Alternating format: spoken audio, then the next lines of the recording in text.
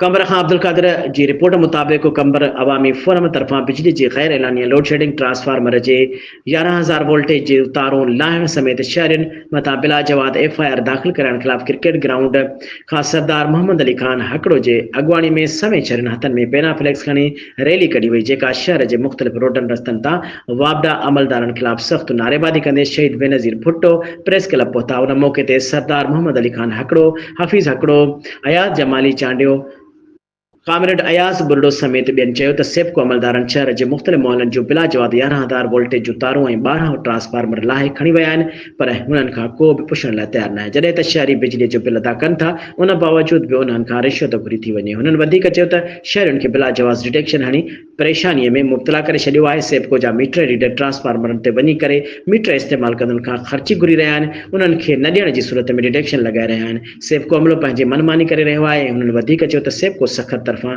जारी कयल load shedding ते बि अमल नथो कयो वञे। अञा वधीक लोड शेडिंग ऐं ट्रिपिंग कई वञे थी। हुननि आला अख़्तियारनि खां मुतालबो कयो त शहर जी बिजली बहाल करे शहरियुनि खे परेशानी खां बचायो वञे।